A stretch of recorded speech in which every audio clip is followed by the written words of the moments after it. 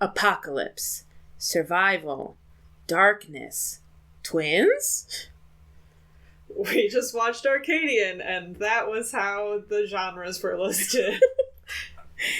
What do you say we cut the chit-chat a-hole? I'm a vampire! I'm a vampire! I'm a vampire! Interesting choice of words. What is that? What is that? What is it? Oh, no, not the beak! Not the beak! Ah! Oh, my God. I'm a pixie pear!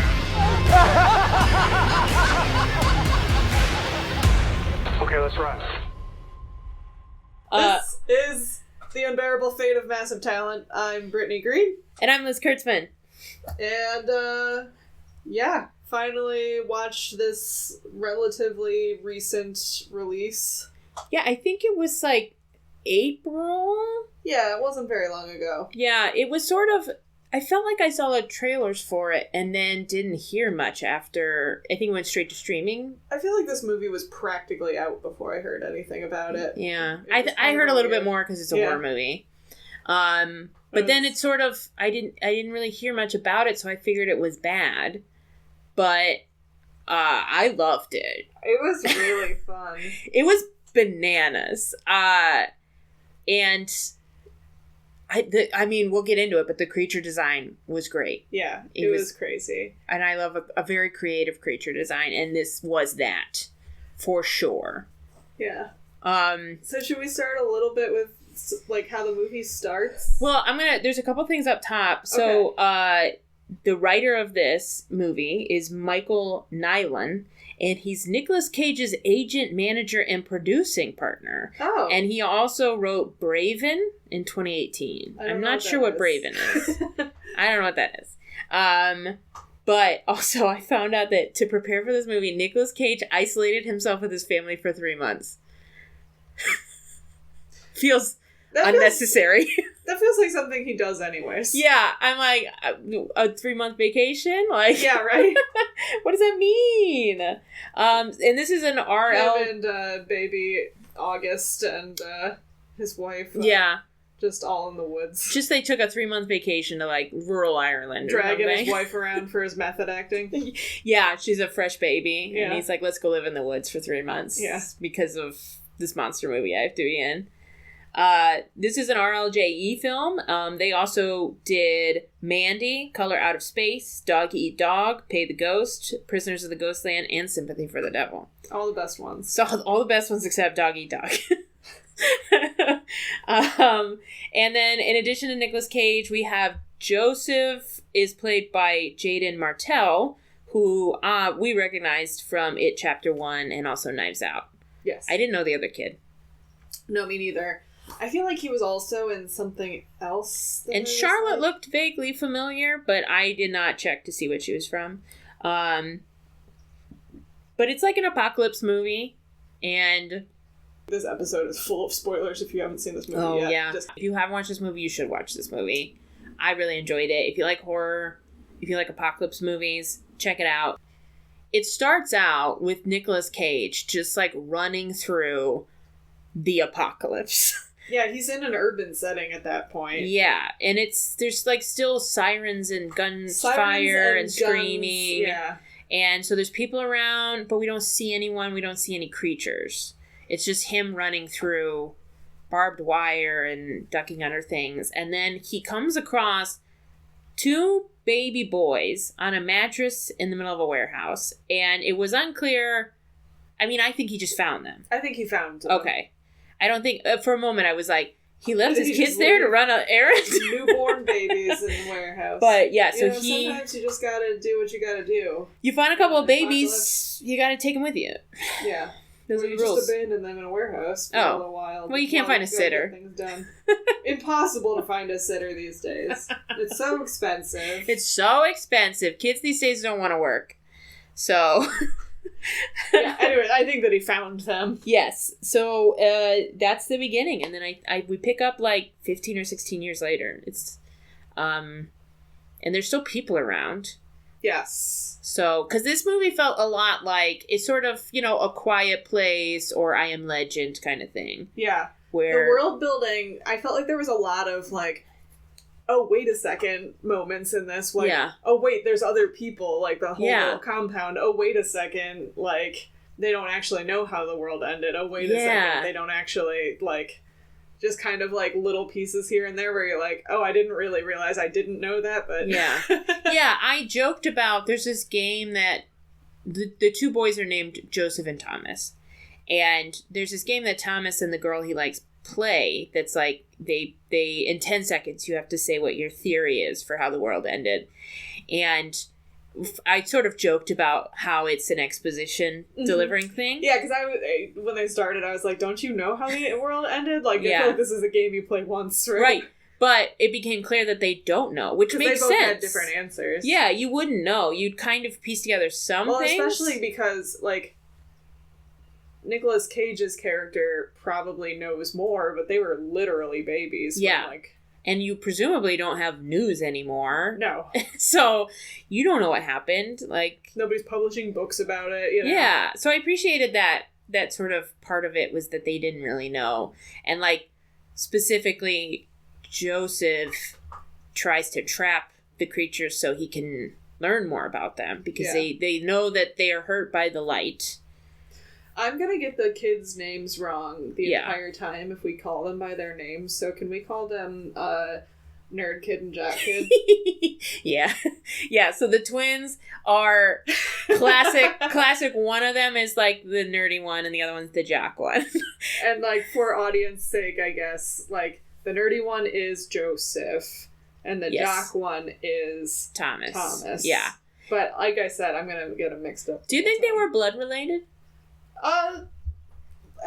They were found... I guess it doesn't really matter, but... It doesn't really matter. It would be weird for two different sets of parents to, like, Yeah. leave the babies in the same place. Yeah. But they just look so different. Yeah. But, I guess that happens. Fraternal. They're fraternal. But it was truly, like, the jock one looks like an all-American, blonde, handsome young man. Yeah. And then Jaden Martell's Joseph is this, like, nerdy, like, pale kid. I feel like one of the major parts of the tension of this movie that makes it kind of fun to watch is how different the twins are from each other in, like, every way. Mm-hmm. There's a lot of tension of them not really being able to get along. Yeah. And This movie did feel true to how teenage boys act. it did. As having worked with teenage boys as a camp counselor, like... The ways that they were irresponsible were Mhm. logical ways for teenagers to be irresponsible. And the way that they, like, sniped at each other. Oh, yeah. You know? And sometimes, like, literally sort of hitting at each other, but mostly just passive-aggressively. Yeah. Or making fun of each other. It never strayed too far into, like, being too mean. Mm-hmm. Because sometimes movies will, like, the kids will be so mean to each other that you're like, chill. Like, Yeah. are they sociopaths? And in this movie, it felt just sort of realistic, especially because they literally spend all their time with each other. Right. You're gonna have fights. I also think that Nick Cage is a good dad. Yeah. Because Nice to see good parent representation in a movie like this. You kind of expect them to be overbearing or Yeah. like borderline abusive or whatever. He had, like, this interesting balance of, like, giving them rope to be independent, but Mhm. not being, like, neglectful. Yeah, yeah. And I'll be honest, from the trailer, I thought he was going to be... I thought he was gonna die way earlier than he did. I mean... Yeah. But I also thought he was going to be more of a dick. Like, Yeah. in the bits they showed in the trailer made him seem like an overbearing, too strict dad. Right. Whereas when you watch the movie, he's just like... I mean, he's just trying to keep Everything him that alive. goes wrong in the movie, he absorbs as his responsibility, Yeah. like, every time. Yeah, and he doesn't, like, when the boys do something stupid, he doesn't, like, you know, get overly mean to them or anything, No. you know? So, I don't know. He did his best. Yeah. He did his best in this movie. I appreciated that. I guess for more setup, Yeah. we do have to get into Rose Farm a little Yes. bit, because that's another big plot point, is the other farm that Jock twin, Yeah. goes to. There's a farm that's seemingly, like, a little ways away, Maybe like a mile? Maybe like a mile. Because they regularly run back and forth. Yeah. So it seems far. He's, like, tired when he runs, but, like, not... But he does run the whole yeah. way. Yeah. You stay in pretty good shape in an apocalypse. It's true. It's true. All it's you have to do exercise program. Exercise and play chess. That's pretty much all you've got to do. Exercise, play chess, have to, like, forage for or hunt everything you eat. Mm-hmm. Yep. Or if you're at Rose Farm, you have a farm. But, and a bunch of sketchy dudes to work it. Oh, gross. Yeah. I feel like we're skipping ahead. Yeah. So, you know, the jock boy, he keeps running off to this farm to spend time with Charlotte, who is a teenage daughter his age. That they clearly like each other. But he often, like, sort of leaves leaves the nerd kid to handle the work. Call him Thomas. I'll figure it out from the context. I'm just not promising I'm going to get it right. Yeah. So yeah, there's also resentment about that. And we see his dad. And he's like repeatedly late coming back, and because of monsters, it's very important that they're all in the house and secure by the time that the sun goes down. Yes. So the monsters come out at night. Yeah. They can't seem to stand the sunlight. They're definitely not a fan of sunlight. No, and they, you know, board up the house, and we hear them sort of rattling at the door the first night.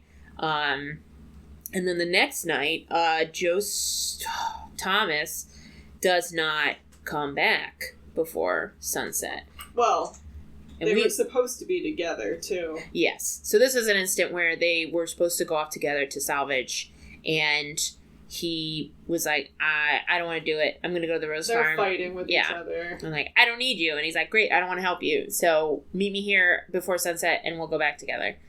And our boy Joseph is scavenging and comes across like a bunch of bugs. Gets attacked by giant bugs. I have a theory about the bugs, but I don't know about the bugs. Yeah, we'll get into it. Because it was not explained and we never fully saw them, and they didn't seem to like bite him or anything. They just sort of swarmed him. And it was gross. If it was I gross. were there, you don't like bugs. I don't like bugs. Yeah. He was too calm. He was chill. This swarm. He was chill. This is the problem with CGI instead of practical effects, is that this kid was just pretending there were bugs there. Nobody wants to have a not the bees moment, but let's be real. We gotta find a medium ground. The not the bees reaction is pretty close to what my actual reaction You would pull a not the bees. I would fully be not the bees, and it would not be a joke.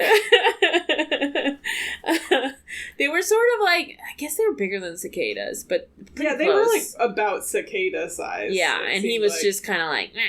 And just kind swatted him off. Like, flapping his arms around a little bit. And then... But I would have been screaming. You would have been fetal on the ground. I would have been screaming. I would have been out of there so fast. Because I've seen one bug that gave me approximately that reaction. Yeah. And if there was 1,000... No, you don't like bugs. Not the bees. Not the bees. Not the bees. I had a conversation with a house centipede the other day. Oh boy.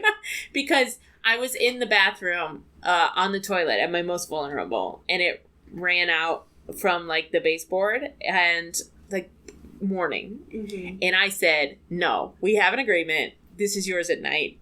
And during the day, it's mine. You have to stay in your house during the day, and then you can come out at night. Yeah, he scrambled away. I didn't see him anymore, so he must have took my advice to heart. When we were at college, and I lived in France, which for our listeners is a very old dorm. Mm-hmm. Fully nude, jumped out of the shower once because I saw a silverfish in there with me. Yeah. I'm sure that helped. I was away from it. So, yeah, true. So you wouldn't have handled that well. We got it. Thomas, meanwhile, is running home and slips, hits his head, and falls down into, like, a crevasse. And I was like... Crevasse is one of the best words. I love saying crevasse. That's what it was, though. It was. I feel like he should have died. Oh, yeah. It was deep. He should have died from hitting his head that hard on a rock. Yeah. And then falling, like, 15 feet into a rocky, like, cavern. They definitely had, movie logic for injuries. They have plot armor. Plot armor. Oh, there was a lot. We'll get to it, but there's a lot of plot armor in this movie. The movie logic for the injuries is pretty rough. incredible. It's like if you're in a movie and you get shot, you can get shot literally anywhere except for like your heart and your head, and you're fine. It was like that, but for falling. For falling. Yeah. You can hit your head and you have a concussion, but you'll live. But you'll live, yeah. What this is. And he wakes up pretty soon, and it's just like, what? But since he doesn't come home, Joseph goes home without him, and Nick Cage is like, what? And so he tells Joseph to barricade in the house, and he's going to go look for his brother. And so he, I will say, the scene where Thomas is like trying to light like a tin. I was tinder confused. or something? I didn't know what that was. I don't either, because I thought it was supposed to be like Nicolas Cage used it again later to like light a torch, maybe, but it was it was so mechanical. Yeah. Because at first I thought it was like the kind of thing you use to light a Bunsen burner. If we have any like survivalists listening to this podcast, they're going to be yelling at the thing right now. I'm sure. Because I bet that's it was thing, weird. Like, because once it was lit, it was almost like a bunch of wires that were lit up. Right. And I did not understand what it was. But he was like trying to light it. It won't light. And then, of course, once he lights it, there's a creature in there with him. That was very nerve-wracking. There was a lot of tension in that scene because you're like, I know. There was so much happening at once at that part. Oh my god, that's maybe the best part of the movie, I think. Yeah, so he's like... So, Jack Brothers in the crevasse with the monster. And we're like, oh shit, what's happening? Yeah. And also, let's talk for a second about how this movie is shot. Okay, yeah, we gotta talk about this. I don't know how I feel about the camera work. I kind of... It's like Born Identity. Yes. That is... Yeah, it's crazy. It's like handheld camera. Like handheld camera, lots of quick zooms and lots pans. Because, like, you know, yeah, this kind of zoom you're not supposed to do, which is like when you have a shot on something and then you just suddenly zoom in, and it's not like a slow zoom or anything. It's like you just adjusted the zoom real quick mid-shot, and it's really jarring. It also means, I mean, in terms of, like, if their goal was to make it so that there was a delay in how long you understood what the monsters were, then it was effective. Yeah, it was. It got a little old for me, I think. Yeah. Especially because, like, I approve of you shouldn't show the monster, like... They didn't always do it with the monster, but... Right, but, like, especially when we get to the before the climax of the movie, when the big monster attack, like... It got a little ridiculous with how shaky the camera was, and like the quick shot editing was sort of like slow down.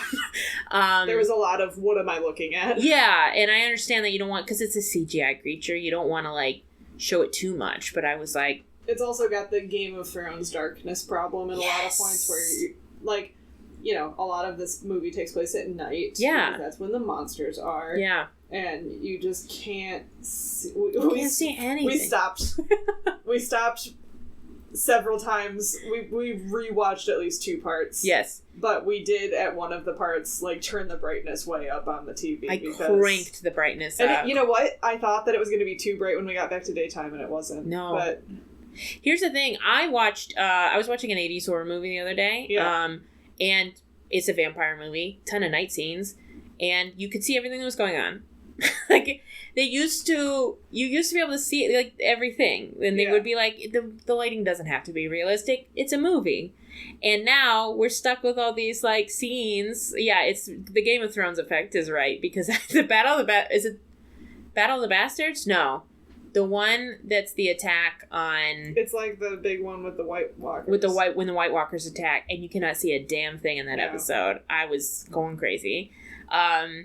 Anyway, that drives me nuts, and that's definitely in this film. Yeah, so he's in the crevasse. We can't really see what's happening, but there's definitely a monster. Yeah, his dad's coming. Once he finally lights the thing, the monster, I think, goes up and out of the hole he fell in. Yep. And meets his dad, who easily kills it with a knife. Yeah. He's just like a man. Yeah, because he's a man. He's a man. And then simultaneously, we're flashing back and forth between the two things that are happening at the same time. We're going back to Nerd Kid, who's at the house by himself. And this was my favorite scene. This was my favorite scene, too. Because... It's like the first time that you really get a good look at any part of the monster. And it was so creepy. It's crazy. And I still don't understand what I watched. And we didn't know that... So, like, I mean, this was kind of a reveal. It's not too gory. It's not, too scary. I think it's great for everyone. Yeah. Yeah, so, the best part of the movie. Yeah. Well, it starts with, you think that Joseph didn't latch the window properly. Well, you see him not latch it properly. That's on the door. And so, he goes back to his chair and is seemingly he falls asleep in front of the fire. And we watch something unhook the thing and open the window a little bit. And then this giant fucking hand. Giant. And it's like, it's a big hand that comes through the door. But it's like an extendable arm. Right. Well, then the camera goes out and does like a wide shot of the room. That wide shot was a static wide shot of the room. It's so slow, too. It's so slow because the arm reaches through and you're like, that arm's longer than I thought it would be. And then the arm keeps getting longer. And you're like, I out loud said, the arm is extending. And then when it seems to get as long as it can, then it's fucking claw just starts slowly getting longer and longer like a giant needle until it's almost touching his face and he's still asleep. And we were like, I think we were both hollering. We were hollering and screaming. I was just like, girl, wake up. And then it seems to change its mind. Or couldn't quite reach him. It doesn't change its mind. It decides to come fully in. I think maybe it was testing to see if he was going to do anything. I wondered if it was like the exact length that it could go or something. It could be either one. We don't know. And then it goes back to its regular arm length, unhooks the door itself, comes in the room, and then a trap springs because Joseph planned the whole thing and pretended to be asleep. Girl, I screamed. I went nuts. Was able to like fully stay looking that asleep while he knows that there's a monster creeping in. Greatest actor of our time. Like, give him his Oscar. How in the world? Just like absolute nerves of steel. It was incredible. And I literally, in all caps, I wrote in my notes, he did it on purpose, that stone cold bitch. Meanwhile, Nick and Thomas are still in this cave. And they have blocked up the entrance because they're like, we'll just wait it out here. We've got our lights. It'll be fine. It's not fine because they start coming up under the ground. And so then they're like, okay, we're going to leave. But the creatures locked them in with a giant boulder. So they're stuck in there. The creatures are coming up through the ground. And Nick Cage's idea is to basically thrust a stick of dynamite in the ground and blow them up. And part of himself as well. And then next thing we know, it's morning. And somehow Thomas gets out of that cave, dragging his dad. And then Joseph comes to meet them. And Nick Cage is unconscious. He looked pretty good for being partially blown up by dynamite. Yeah. Because, like, I mean, he didn't look great, but like I thought his arm was gonna be gone. Like I thought half of his face. I thought he was gonna have a Harvey Dent special, and like half of his face was gonna be burned off or something. But he was just like bloody. His nose was like obviously broken, and his jaw was bad. I think his jaw was broken because, I mean, eventually he does wake up for a little while. Yeah, and he's not in great shape. He can't close his mouth. No, that's pretty messed up. But yeah, for having held on to a stick of dynamite while it exploded, he looked pretty good. Yeah. I think he was missing his hand on the arm that was holding They it. said that, but we never actually saw it. The only time that I got a real feel for it was, and we're like going to the end. Yeah. When he comes out shooting. Oh, you're right. He drops uses his arm. He drops the gun and shoots the floor, but it kind of looks like, he uses his arm and it kind of drops down at one point. And yeah, but they never actually close up and show it. So I don't need to again, they don't actually have much gore in this movie. The gore is not terrible. No, most of it's just sort of like blood, but you don't really see a lot of injuries or like ripped off anything. No, it's you just don't people really- soaked in blood. We have like implied mauling from aliens or whatever Yeah. those things are. Mhm. Creatures. But you don't see it, which is good. Which is fine with me. I don't mind that. Instead, you get much more truly baffling things that are like probably more interesting and fun, anyways. Yes. So yeah, then there's a bit where Thomas accidentally lets the creature that he trapped out, and they have to kill it in the house. I will say they have a dog named Rocco. He's a very good boy. Oh, it and passes the dog survives test. I will let you guys know up front, this dog lives. Yeah. And I'm relieved, because I saw that dog and I said, that dog is going to die in this movie. And he didn't. Maybe that's because Nicolas Cage is an animal lover. Yeah, maybe. He said, I'll only do the movie if the dog lives. Yeah. And I appreciate it. I'll have that clause in my contract. I only make dog lives movies. Yeah. I don't recall any movies he's in where a dog dies. Well, now we're going to have to look out for it. Now I'm going to have to keep my eyes peeled now that I'm thinking about it. But he was in a movie called Dog Eat Dog. Yeah, but there were strangely no dogs in that movie. It's true. Just a lot of people got killed. Yeah, so then their idea, which, isn't a bad idea, Thomas suggests, let's take our dad to the Rose farm. And I thought it was a great idea at the time. It was a great idea, because the Rose family seems to like him. They clearly can tell that he likes their daughter, and they're sort of seem to be encouraging them. And they also just, their house seems nicer. Yeah. They said they have less trouble with the creatures. Resources. They have more resources. They have a whole flock of sheep. Yeah. And they've got more people. So I was like, that makes sense to me. And then they show up and, they're like... And this was, of course, Jock Guy's idea, but Nerd Guy was like, they're not going to help us. I wouldn't help us. Yeah. And guess what? They don't. He's right. Yeah. So they're like, we don't have medicine for him. And I'm like, okay. I understand if they don't want to... we don't have enough medicine to share. Right, which I understand, I guess, if they were like, we don't want to use our medicine on this person. But then they're like, we can't even take that injured person. And I'm like, why not? Just bring, if the boys had brought food and supplies as offering, I'm like, why not let him recover inside your house? Right. So that was when it went from just being looking out for ourselves to just being dicks. They're, Jock Guy has been helping them do work at the farm for seemingly some time now. Yeah, he's been helping them do projects around the farm. He's earned, a little help. Yeah. But they're like, Thomas can stay, but... everybody else has to go. Effectively, because Nicolas Cage looks like he's gonna die. He has not regained consciousness at any point, so essentially they're like, fuck off, you 15-year-old kid. Yeah, so then You're this kid is going to own. be on his own. I didn't get it, because it's another set of hands to help you. Right. It doesn't seem like we're low on resources, as far as, food and shelter and water. So why not have another set of hands to help you? I don't know. I was like, these people suck. Yeah. And then Thomas and Joseph get into a brawl in front of them, and Thomas, chokes him out. Almost chokes him out. So Joseph takes off in their RV? No. It's like a little golf cart. Golf cart thing with his dad taking him back to the farm. And at this point, I was mad at Thomas for staying.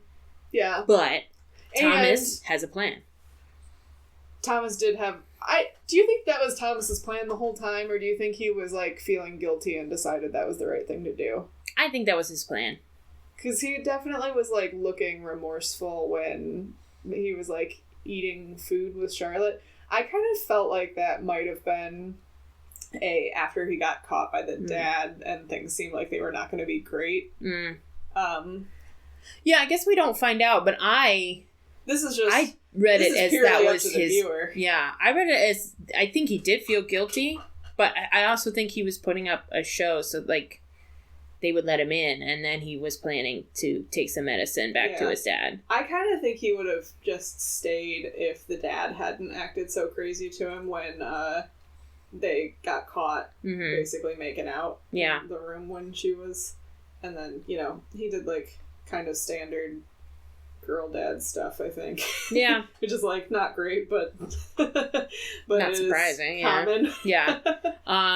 Yeah, I guess you could read it either way. It's up to you to figure out what Thomas's journey is. Yeah, I do feel like that's definitely up to the audience. Yeah. But yeah, he is looking for medicine, and nobody in this movie is great about sharing what their plans are. No one is. And, like, I get that part of it is for the viewer, so we'll also be surprised. But, like, especially at the end, I'm like, he could have told them and not show us. It's going to take you 10 seconds to tell them what... Yeah. But, like, there's, that happens in movies all the time where they tell the other characters and we don't see it as an audience. Right. But, like, they all know what's going on. And, like, this movie is like, we can't tell anyone. No one can talk. No one can know. So Charlotte actually gives Thomas medicine, but when he tries to leave with it, some sketchy dudes stop him. One of the many sketchy dudes. Yeah. And what I said was, because there's a bunch of, like, dudes in their, like, 20s and 30s there. Yeah. Who are seemingly psychopathic. Yeah. And I'm like... I thought it was the dad for a little while. They all kind of look alike. They just all have beards. They're all dark-haired dudes with beards. So it was a little confusing for me. But it was not the dad. No. It was some other guy. And they're gonna, like, shoot his foot off, I think. Or I thought they were gonna shoot his dick off. Oh, maybe. They were, like, spreading his legs. They were spreading his legs, that's true. I thought they were spreading his legs to try and... Because they made a comment about you won't be able to run off. Oh, but if you shot his dick off, yes, I wouldn't be able to run off, so... All major problems. Again, no one telling us the plan. Maybe more scary not to know. Yes. But I was like, if I was the dad, I'd be more nervous about all these guys being on the farm with my daughter. Yeah. Who's one of 2 women on this whole This movie was also just another example of great post-apocalyptic horror movies of, like, the real scary thing being other people. Yes. Yeah, I mean, you gotta have it. The monsters are scary too, but the people are, like... Humans are the real monsters. More horrifying. Yeah. Always comes back to that. We're getting so close to being able to talk about what these monsters look like. Oh, I'm so excited. I have so many notes. So yeah, then... What happened in a fortuitous timing? The monsters saved the day. What's the opposite of a Deus Ex Machina? A Deus Monstera? Because what happens is what Joseph has already figured out at their house, which is that the monsters are coming up under the floorboards. Yeah, so because the monster was gone, I think that the other monsters came and got him. He had captured earlier in the movie. Yeah, we talked about it, and then they had to kill it, and then he sort of dissects it and leaves the body there. But the body is gone. Body's gone, and he finds a broken floorboard or something, and then starts pulling. Plus, there was all of, like, the rutted up dirt outside too, and also it was foreshadowed at the beginning because Rocco, when they started hearing knocking on the thing trying to get through the door, Rocco started digging at the floorboards instead of going to the door.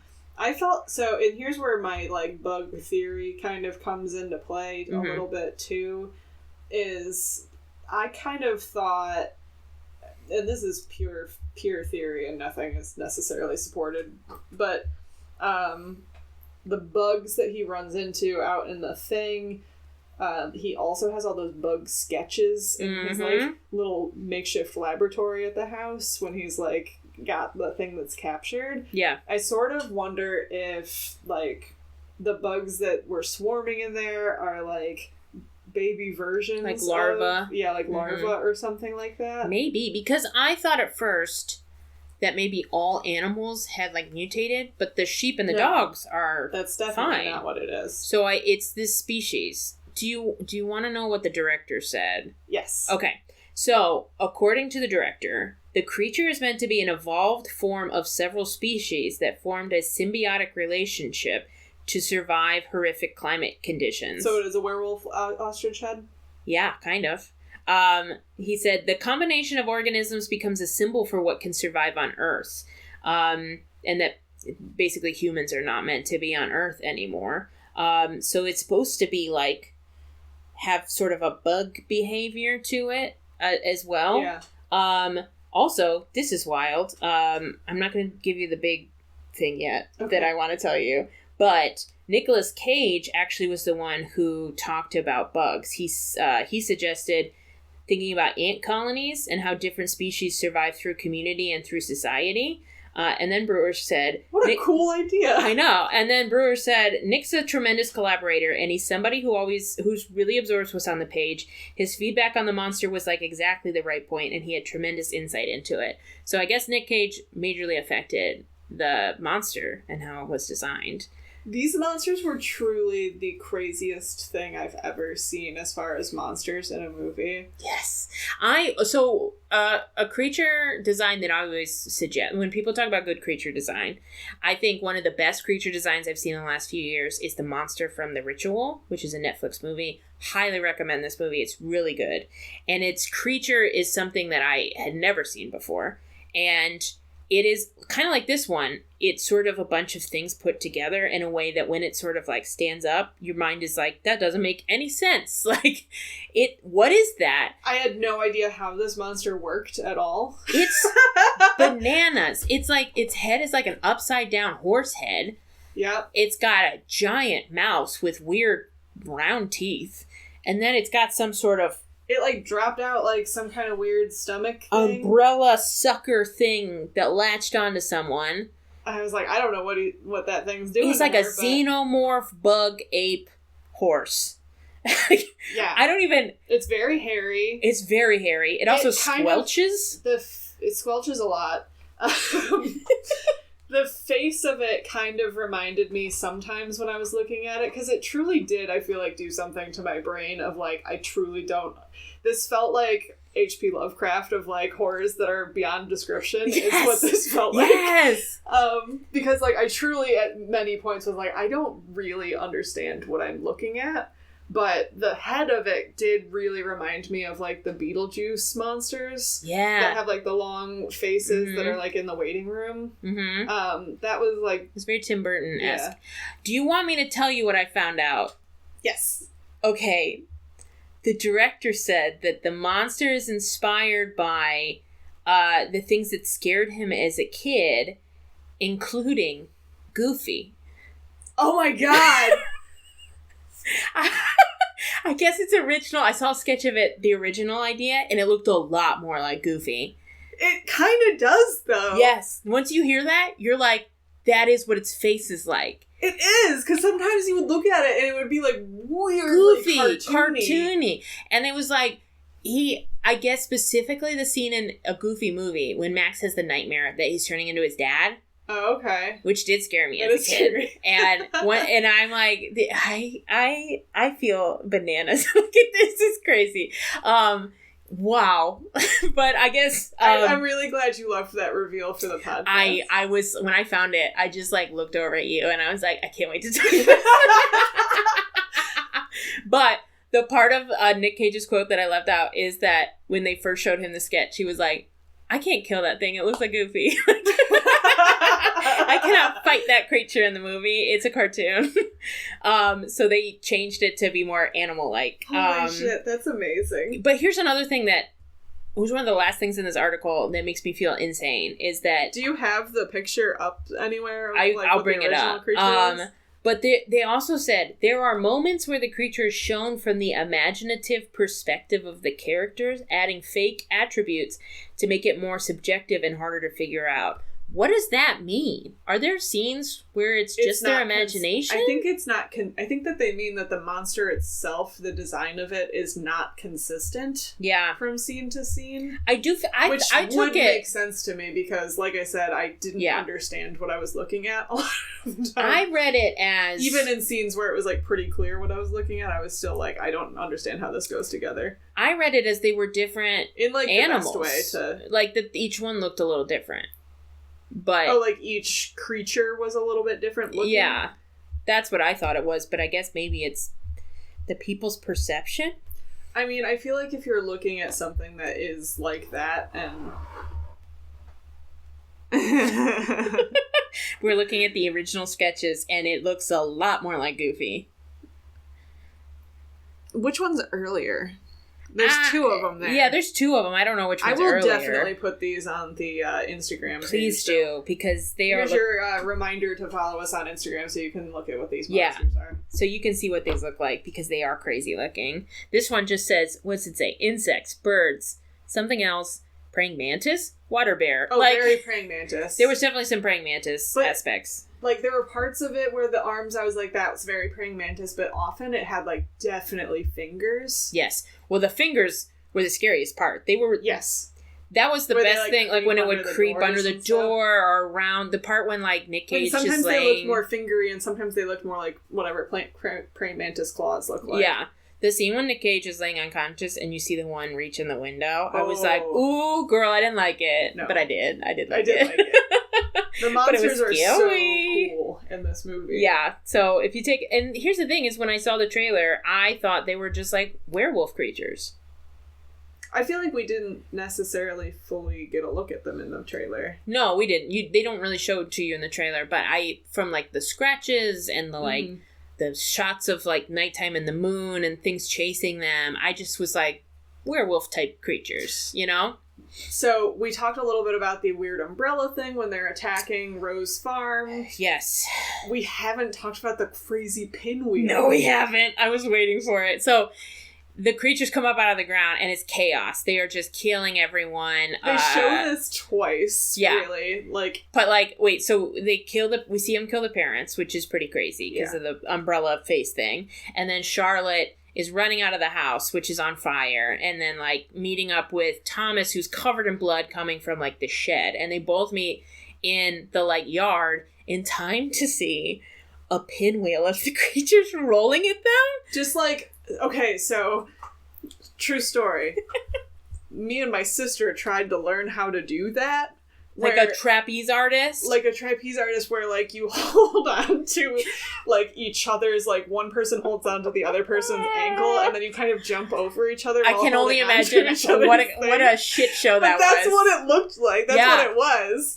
There's this... But it was, like, 100 of them. Yes. There's this incredible... Which was very confusing, too, because she said there's still one left, and that it's one of the pinwheels, and it's on fire. Yeah, and I was she like, says one is... That's, like, 100 of them. Yeah, this is just the problem with CGI, is that, like, I'm sure that they were like, no, there's a big one chasing you, or something. Yeah. So, you know, I don't know. That is the problem with CGI.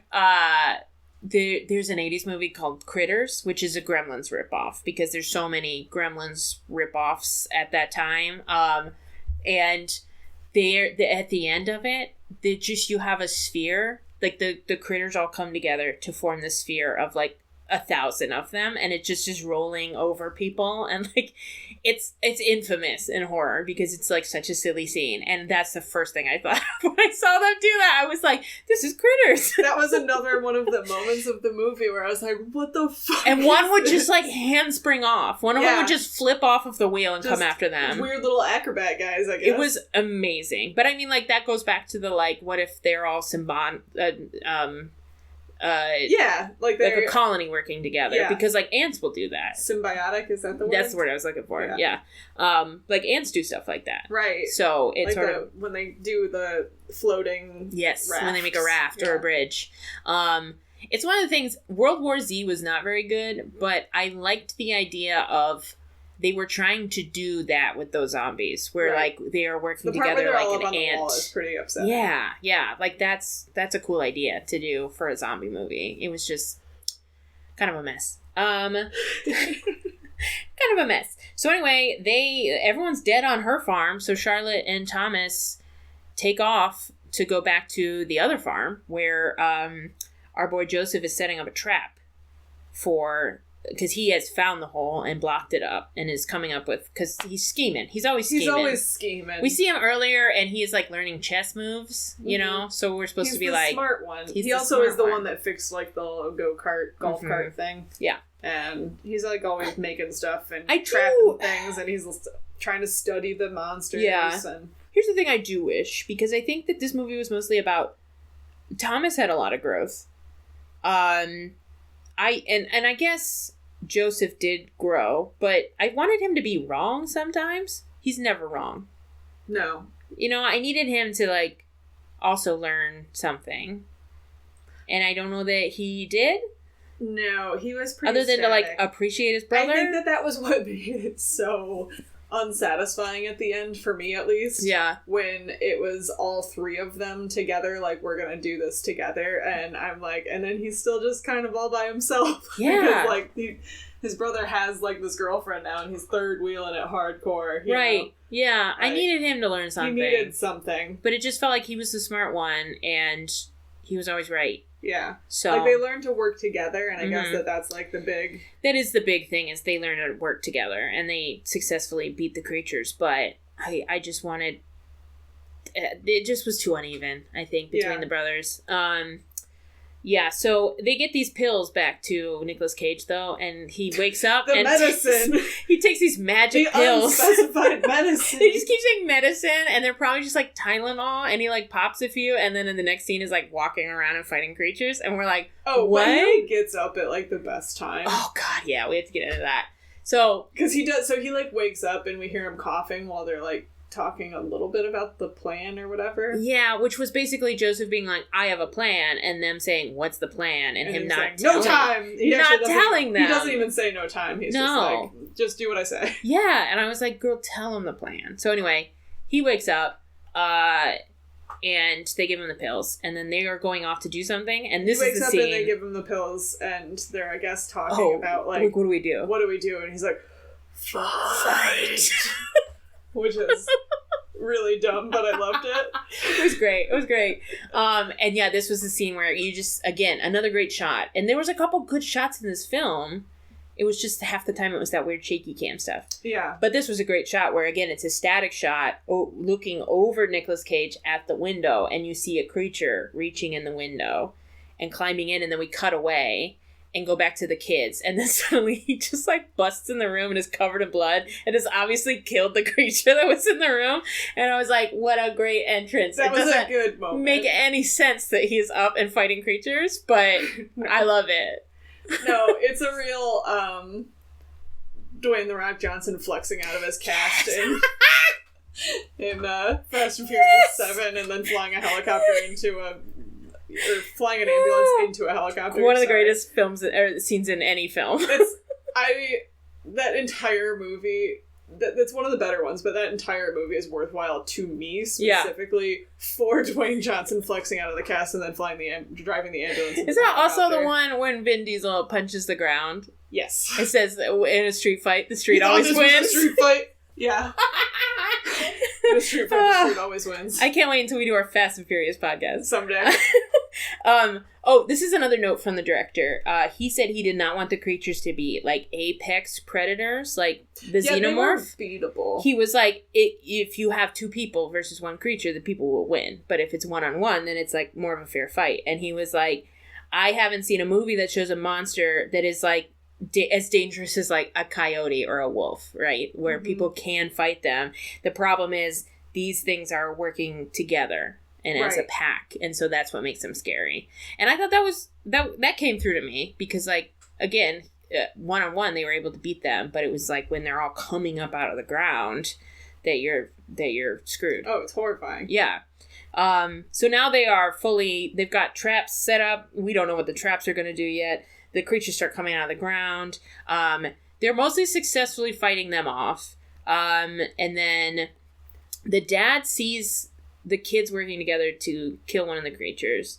And he's like, I have to sacrifice myself. Yeah. How'd you feel about that? I hated it. Me too. There was no reason for him to.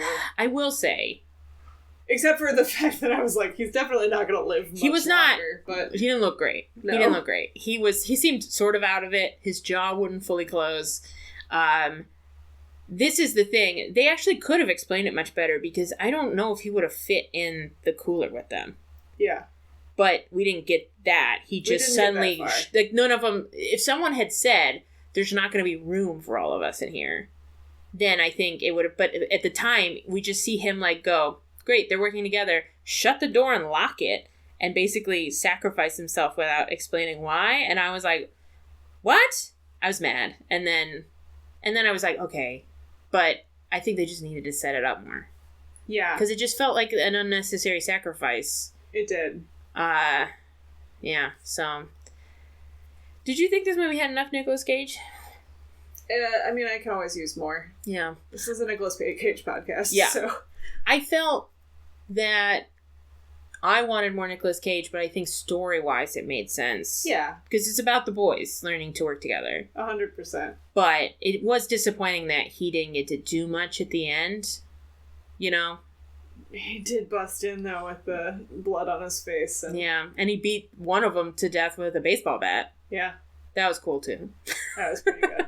But we can always use more Nick Cage. I had a little bit of, like, I don't know if I'm watching, like, Stand By Me or if I'm watching, like, Mandy at certain points. It did, yeah. It did have some Stand By Me vibes. Yeah. And definitely Mandy vibes. It was like I still go back to, like, A Quiet Place or I Am Legend, but with Stand By Me mixed in there somewhere. Right. So yeah, their big plan, or I should say Joseph's plan, because he didn't tell anyone, was to blow up the house once all the creatures get inside. They let them all come in, and then they shut themselves inside of a chest freezer. And it works. Yeah. I mean, they almost get cooked in there. I loved the scene of, like, from inside of the cooler while the house is kind of, like, exploding around them and having, like, the flames coming in through the door that kept on cracking open a little bit and, like, the shaking. Yeah. Like, that was, like, the best shaky cam I was like, that kind of thing. That was a good use of the shaky cam. It gave you a cam. sense of, like, the claustrophobia and, like, the danger without... You know. And also just, like, how chaotic Yeah. it was for them. Because there's just explosions happening and fire coming in. And, like, they're tumbling around. And thankfully, they make it. They crawl out. The house is gone. And they're like, oh, great. We're fine. Except in the middle of the house, the flaming burnt creatures are, like, fully on fire, but coming together to form a giant pinwheel. And then they start chasing them while they're on the go-kart. Yeah. It was crazy. It looked like a scene from, like, Jurassic Park, except instead of a dinosaur chasing them, it's like 20 dinosaurs in a wheel. that are on fire. On fire. This is another part where I was just typing in all capitals about what was happening. What is happening? I was like, a burning pinwheel of death. But it sort of just, like, collapses behind them. I think she shoots it. She shoots it, but I think they were also on fire, and then they died. Yeah. So they collapse. Are pretty on fire. They're pretty on fire. So they make it, and they bury their families, and then they all set off together. Because I think it was it Thomas who was like, we can rebuild it? And Joseph was like, I think we should move on. Yeah. And then that's the end of the movie. And then the first aid kit plays. The dog's alive. They have, like, a little funeral for all of their parents. Yeah, Charlotte's the only one. She gives a beautiful speech. That we weren't sure who it was about. We didn't know who she's talking about. Maybe everyone. Because her parents sucked, but she didn't know Nicolas Cage really at all. Yeah. So, a little confusing. It's a little confusing. We didn't know what that was about, but it was a nice speech. And I guess she's allowed to feel sad about her parents, even though they were complicated people. I think they were mostly nice to her. Who knows? Yeah. But, yeah, that was it. What'd you think? I mean, I thought it was great. It's a tight 92 minutes, which I love. Not too long. It's sort of a standard story, but I think it's well executed. I feel like it can be standard if you have moments that make me scream at the screen what the fuck is happening. Yes. I mean, that's the thing with horror is that, like, a lot of times it's basically the same story again and again, but you, like, have to find ways to do, like, make an incredible creature or make, like, big twists, you know, or interesting characters. And I think that this movie did that. So I do recommend it. I do too. How do you feel like other people thought about it? Ooh. This is tough because it's a horror movie. Big gap between critics and audiences. Yeah, I'm guessing critics didn't like it very much, so I'm gonna say 50%. This one's a weird one. Oh. Critics really liked it. Oh. Critics gave it an 83%. Audiences gave it a 55%. Oh. So that, I say... What's going on, guys? I have a couple thoughts. Okay. I think for a horror or even just an apocalypse movie, it's pretty slow paced. Yeah. You've got crazy scenes, but in between that, you've just got people walking through the woods and, like, talking to each other. And I think for, like, horror people, they're like, where's all the killing? Where's all the crazy stuff? So I think maybe that's part of it. And then I think if you just came to this for a horror movie, as we said, like, it's not a very gory movie. It's like a horror movie that's too scary for kids, but maybe not scary enough for, like, big horror fans. Yeah. And if people came for Nicolas Cage, they might be disappointed about how little he's in it. Yeah. So that might be another reason. It was a really good performance, and it was a really good performance. I would, like I said, like, of course I would welcome more Nicolas Cage in this movie, but I thought it was in there an appropriate amount. You know? Absolutely. Yeah, that was the role he was playing, was, like, the mentor, but we have to see them separate from their mentor and become their own people. So that's what, we got in this movie. And I thought he gave a really good performance. It was, like, it was a restrained performance, especially considering, like, it's a horror movie. Oh, you know what we didn't talk about? They're weird, like, ritual things. Oh, where they stab the table? Yeah. Yeah. That was weird. I think that's why when I saw, because they have that in the trailer. Mm-hmm. And he's like, what are you? We're men. And they stabs the table. I do remember that. And I think that's why I thought he was going to end up being, like, a weird, like... It was a weird scene. Yeah. It paints him as sort of a, like, almost... They feel a little culty. Yeah. I thought he was going to be, like, a super, like, alt-right sort of masculine... It was really just in that scene that but they had, like, a few, like, little chanty things that they all did together. Like, we're safe, we're secure, we're something. And then, like, it felt like they had done that we're men thing before. It didn't feel like the first time. No, that was definitely something they do once in a while, which was also funny because I think there was a nice tablecloth on the table. I know, and they just stabbed through it, and I was like, come on.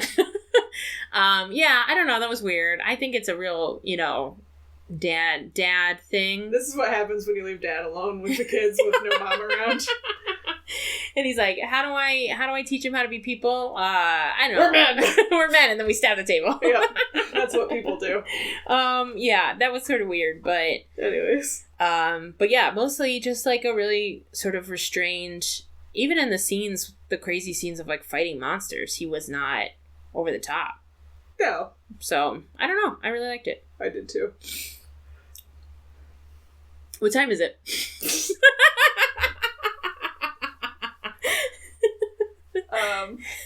Wait, we didn't talk about the way their heads snap.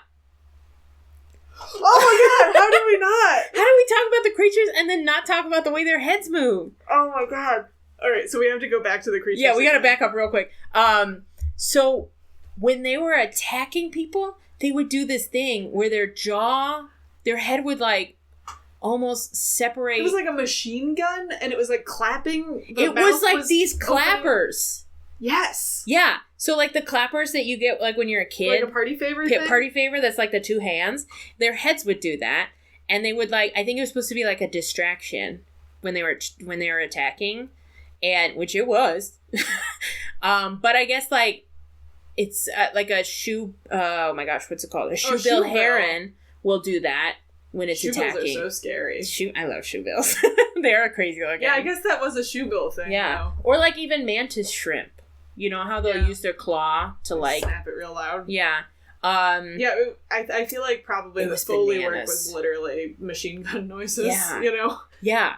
And they would, like, and truly, they would do it to people, and people would be like, what? And then they'd get killed. Yeah. That was crazy. That was wild. That was the craziest thing they did. That was... Second craziest thing. Second craziest thing they did. The pinwheel's the craziest thing. Oh.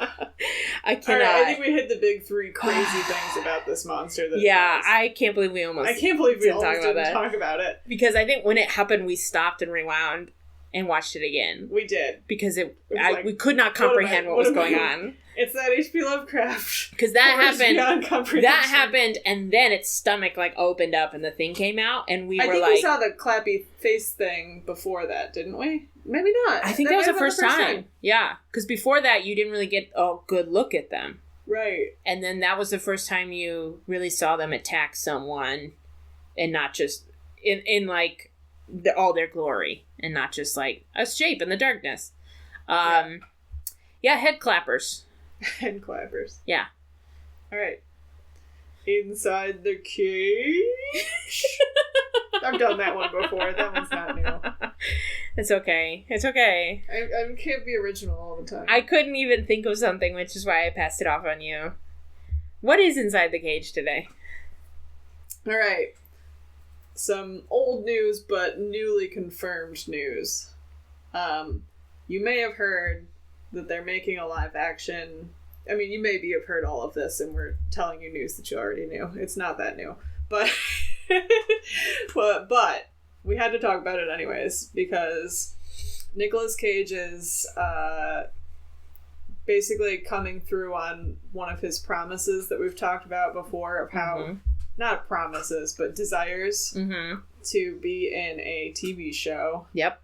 And he has been confirmed for Amazon's live-action Spider-Man noir show. Which is very wild. Exciting. So it's going to be in the 1930s, and he's supposed to be He's aging. Looking back on his career. Yeah, he's an aging, jaded detective. Yeah. How do you feel about it being live action? I think... Sorry, I'm sleepy. I think... I'm excited to see trailers for it before I make a full decision about how I feel about it. I think I really love the Across the Spider-Verse and the animation style for all of those is really good. Yeah. And cool. And this wouldn't be that anyways because we're only looking at one Spider-Man who's very specific. So I definitely feel like Spider-Man Noir, I was like, that would make a good animated thing. But that being said, I think that it could be a really cool, like, I really enjoyed, like, Sin City, you know? And, that's true. And I feel like it could be like that. Yeah. That's a good point, because I am dubious about the live action aspect. Yeah. Just because, like, not just Across the Spider-Verse, but the actual Spider-Man Noir comic is so stylized. Right. And it is, like... I think it has to be stylized in some form. That's my fear, is that they're just gonna do a, like... I don't know anything about the producers of this either, really. I hope that they go heavily stylized in some I think shape. You're right. The Sin City sort of thing would be a great approach to it. Because if they just do it, like, regular but black and white, like, I don't think that's enough. That's not enough. It is... I think they need to do something. So I'm withholding real judgment on it until I see a trailer, which probably won't be for at least another year. But. Probably. So we'll have a long time to wait, but it is going to be on Amazon Prime. Amazon Prime. And which is interesting. I was pretty excited to hear the news that Nicolas Cage was going to be in it. Yes. We'll have to, like, reconfigure this podcast to figure out how we do a TV show. Right. Well, at that point, we'll have finished all of our movies. Oh, I hope so. We'll see. So we'll just do, the TV show instead. We'll recap each episode. Yeah. I'm interested to see how it goes. I do believe if they do, if they do it, they have to use Nicolas Cage. Yeah. First of all. So I'm relieved about that. We'll see how it looks. Yeah. I'm excited about it. I think it's going to be really fun. I'm really excited for whatever they do next for Spider-Verse stuff because I think he's going to be back again in the third one. Yes. Yeah, they did tease him at the very end of the last one. He showed up, but he didn't talk. No. Man, that should be coming out soon. Probably. Is it coming out this year? I hope so. I hope so. They left on real cliffhanger. I know. I hate cliffhangers. I hated that cliffhanger. I thought they were going to wrap it up. I thought they would at least wrap it up enough for it to be... That was the summer of big-time cliffhangers because Fast 10... Oh, I still haven't seen Fast 10. Big cliffhanger. Okay. And then Spider-Man Across the Spider-Verse, big cliffhanger. And I was like... That was tough. What are these movies doing? Yes. Yep. I feel like... Was that last summer? That was this last summer, right? Yes. Okay. Stranger Things was the summer before. 2023, I think. Yeah, because I was like, Stranger Things also has a real cliffhanger. That's a TV show, though, and I feel like it's more forgivable for a TV show for some reason. No, not with that one, because it was like, we'll see you in 4 years. That's true. That was Usually crazy. TV shows take less time. That's, yeah.